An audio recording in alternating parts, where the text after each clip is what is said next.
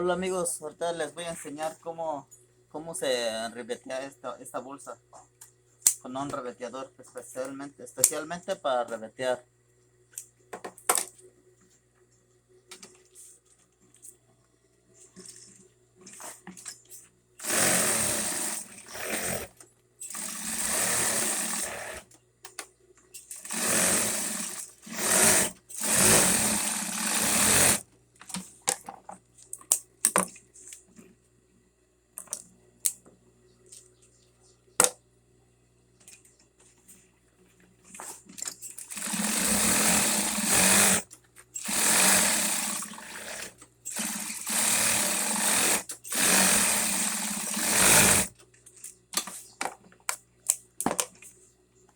Y así quedan terminadas, mira,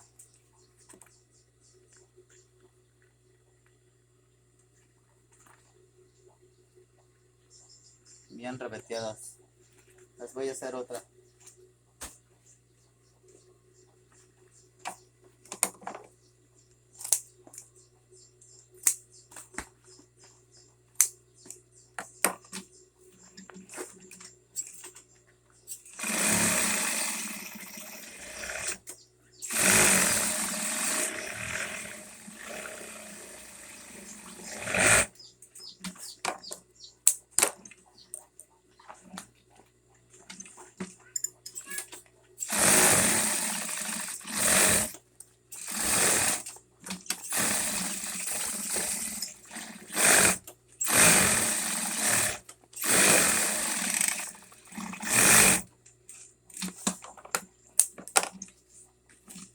Mire,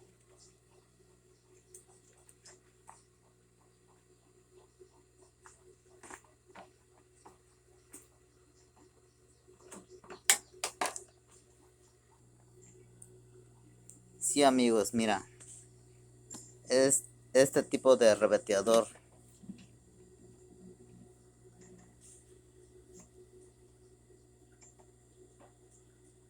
Es una máquina sencilla, se puede decir, una máquina recta.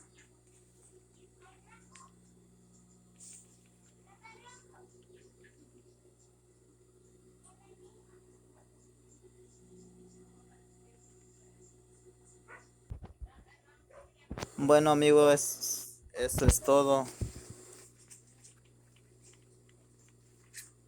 En otro momento les voy a enseñar otros.